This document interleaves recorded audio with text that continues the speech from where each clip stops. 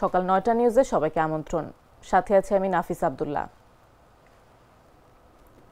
রাজধানীর এবারকেয়ার হাসপাতালে চিকিৎসাধীন বিএনপি চেয়ারপারসন খালেদা জিয়াকে দেখতে গভীর রাতে হাসপাতালে গেছেন দলের মহাসচিব মির্জা ফখরুল ইসলাম আলমগীর। সোমবার রাতে দলের স্থায়ী কমিটির সদস্য ও খালেদা জিয়ার ব্যক্তিগত চিকিৎসক অধ্যাপক ডাক্তার AZM জাহিদ হোসেনকে সঙ্গে নিয়ে তিনি হাসপাতালে পৌঁছান। সেখানে তারা মেডিকেল টিমের সঙ্গে সর্বশেষ শারীরিক অবস্থা নিয়ে আলোচনা করেন। তবে হাসপাতাল থেকে বেরিয়ে খালেদা জিয়ার স্বাস্থ্য বিষয়ে কোনো মন্তব্যই করেনি মির্জা ফখরুল। নীরব থেকে রাতের সফর শেষ করেন তিনি। এর আগে এবারকেয়ার হাসপাতালের নিরাপত্তা আরও জোরদার করা হয়। প্রধান ফটক ও আশেপাশে দেওয়া হয় ব্যারিকেড। দেশি বিদেশি বিশেষজ্ঞ চিকিৎসকদের তত্ত্বাবধানে চলছে খালেদা জিয়ার চিকিৎসা।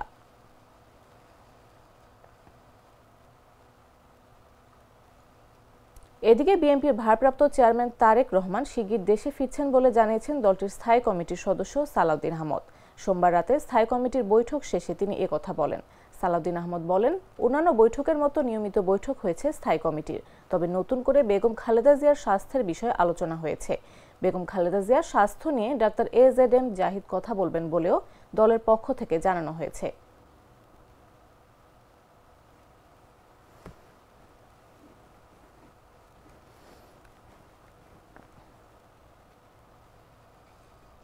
বিএনপি চেয়ারপারসন বেগম খালেদা জিয়ার শারীরিক অবস্থার অবনতি নিয়ে গভীর উদ্বেগ প্রকাশ করেছেন ভারতের প্রধানমন্ত্রী নরেন্দ্র মোদী।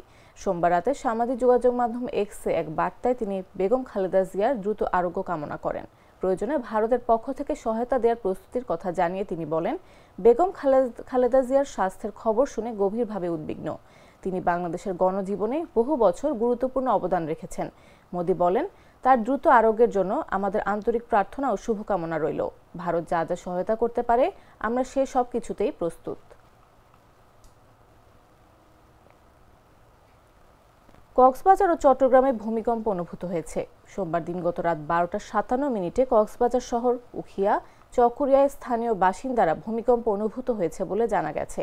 এখন পর্যন্ত কোনো ক্ষয়ক্ষতির তথ্য পাওয়া যায়নি, তবে স্থানীয় বাসিন্দাদের ভাষ্য মতে কম্পনের স্থায়িত্ব ছিল কয়েক সেকেন্ড।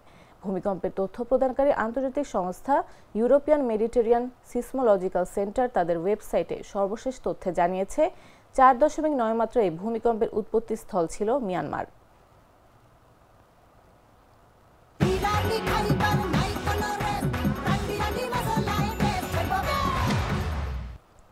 বাংলাদেশকে দীর্ঘমেয়াদী কৌশলগত উৎপাদন ও বাণিজ্য সহযোগী হিসেবে বিবেচনা করতে দক্ষিণ কোরিয়ার বিনিয়োগকারীদের প্রতি আহ্বান জানিয়েছেন অন্তর্বর্তী সরকারের প্রধান উপদেষ্টা অধ্যাপক ডক্টর মোহাম্মদ ইউনুস।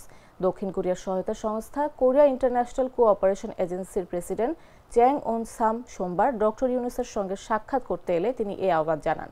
রাষ্ট্রীয় অতিথি ভবন যমুনায় এ সাক্ষাৎ হয়। বৈঠকে বাংলাদেশ ও কোরিয়ার মধ্যে উন্নয়ন সহযোগিতা জোরদার, বিনিয়োগ, দক্ষতা উন্নয়ন ও স্বল্পোন্নত দেশ থেকে উত্তরণ প্রক্রিয়া সহায়তার বিষয়ে আলোচনা হয়। প্রধান উপদেষ্টার উপপ্রেস সচিব আবুল কালাম আজাদ মজুমদার রাতে এই তথ্য জানান। সফরের জন্য চ্যাং ওন সামকে ধন্যবাদ জানান প্রধান উপদেষ্টা। বাংলাদেশ ও কোরিয়া আরও দ্রুত গতিতে একসঙ্গে এগিয়ে যাবে বলে তিনি আশা করেন।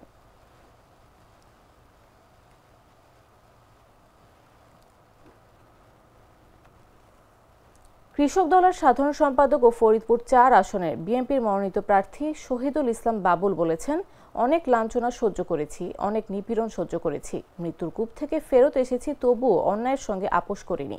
গত 17 বছর 128টি মামলা খেয়েছি, 5 বার জেলে গেছি, তবু কখনো ফ্যাসিবাদের দোসরের কাছে মাথা নোয়াইনি।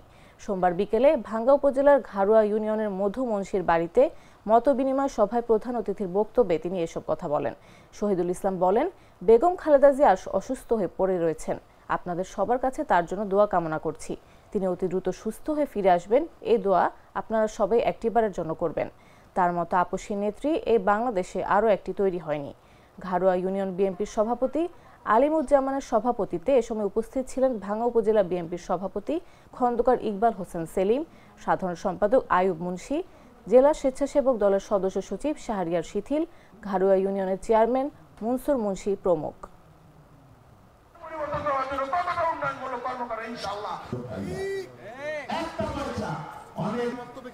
রোজকার সাধারণ খাবার এখন হবে অসাধারণ। প্রাণ স্বাদের মশলা, স্বাদ বাড়ায়, ঘ্রাণ ছড়ায়।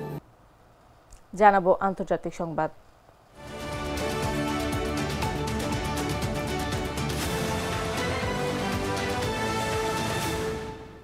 ইসরায়েলের প্রধানমন্ত্রী বেঞ্জামিন নেতানিয়াহুর বিরুদ্ধে হওয়া দুর্নীতি মামলায় পূর্ণ ক্ষমার আবেদন করেছেন। নেতানিয়াহুর এমন আবেদনের পর তেল আবিবে প্রেসিডেন্ট আইজ্যাক হারজগের বাসভবনের সামনে বিক্ষোভ করেছেন ক্ষুব্ধ ইসরায়েলিরা। রোববার রাতের বিক্ষোভে হাজারো মানুষ অংশ নিয়েছে। জানা গেছে ৭৬ বছর বয়সী নেতানিয়াহু কোনো দোষ স্বীকার বা অনুশোচনা প্রকাশ না করেই দীর্ঘদিনের চলমান দুর্নীতি মামলায় প্রেসিডেন্টের কাছে ক্ষমা চান। এরপরই বিরোধী রাজনীতিবিদ ও নাগরিকরা ক্ষমা সমান কলা রিপাবলিক স্লোগান তুলে হারজগকে আবেদন প্রত্যাখ্যান ও শাস্তি প্রদানের আহ্বান জানান। এক বিক্ষোভকারী নেতানিয়াহুর সাজে কমলা রঙের কারাবন্দির পোশাক পরে অংশ নেন। অন্যরা কলার স্তূপ সাজিয়ে তাতে ক্ষমা লেখা সাইন ধরে প্রতিবাদ জানান।